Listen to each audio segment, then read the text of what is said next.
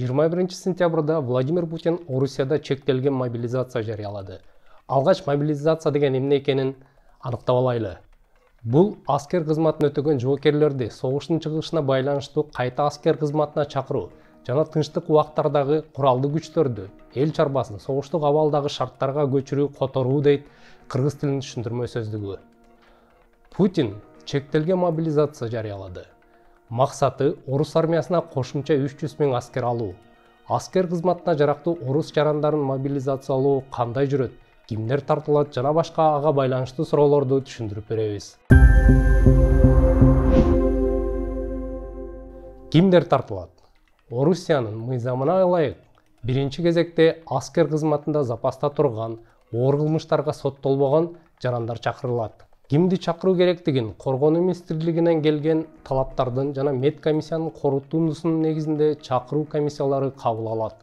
Владимир Путин өз сөзүндө айткандай, аскерге биринчи кезекте куралдуу күчтөрдө кызмат өтөгөн, аскердик каттоодогу адистиги жана тажрыйбасы талап кылынгандар чакырылат.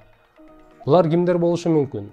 Мобилизация мыйзамында чакырылуучунун жынысы аныкталган эмес. Демек аялдар эркектер менен бирдей шартта алынат.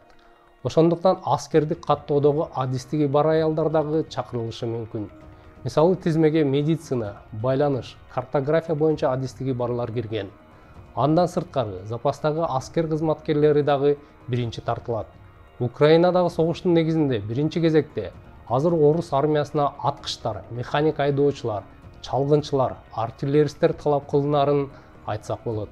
Запастагы аскер кызматкерлери 3 категорияга бөлүнөт. Мобилизация башталганда биринчи даражадагылар тартыла баштайт. Алар жетишпей баратса, алгач жаштар, кийин улуурактары чакырыла баштайт. Биринчи категорияга 35 жашка чейинки жоокерлер, сержанттар, старшиналар, прапорщиктер, 50 жашка чейинки кичүү офицерлер, 55 жашка чейинки майор жана подполковниктер, 60 жашка чейинки полковниктер, биринчи рангдагы капитандар, 65 жашка чейинки улуу офицерлер кирет. Бул таблицаны толугу менен видеонун комментарийинен жүктөп алсаңыз болот. Орусиянын коргоо министри Сергей Шойгу студенттер жана азыр милдеттүү аскер кызматын өтөп жаткандар чакырылбай турганын айтты. Жогорку окуу жайларынын аскер кафедрасын өткөндөр аскер кызматын өткөндөргө теңелбейт. Жалпысынан 27 жашка чейинки аскер кызматын өтө электер дагы чакырылбайт. Анткени алар запаска кирген болуп эсептелбейт.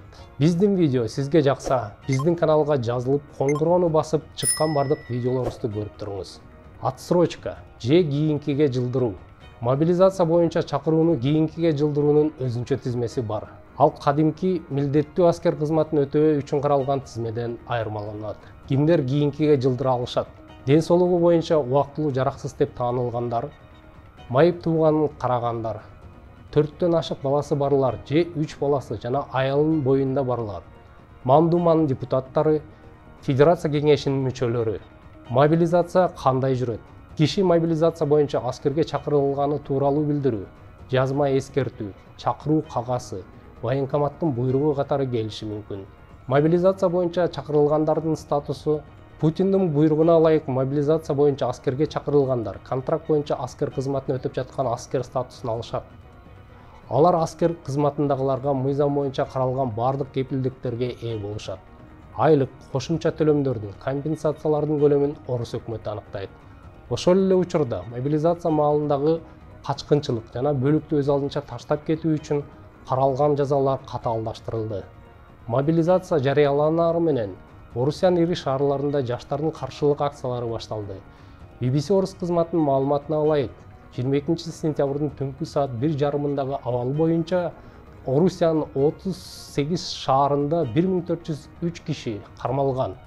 Кармалгандардын айрымдарына военкоматтын чакыруу кагазтары тапшырылган. Көпчүлүктү азыр чет өлкөгө чыгып кетсе болобу деген суроо кызыктырып жатат. Бул маселе кошумча таккаларын орус президентинин пресс катчысы Дмитрий Песков айткан. Бирок мобилизация мыйзамына ылайык аскер каттоосунда турган жарандар мобилизация жарыялангандан тартып аскер комиссариаттарынын уруксаты жок жашаган жерлерин таштап кетүүгө тыюу салынат. Социалдык желилерде орусиялыктардын чет өлкөгө чыгып кетүү аракеттери тууралуу маалыматтар тарап жатат.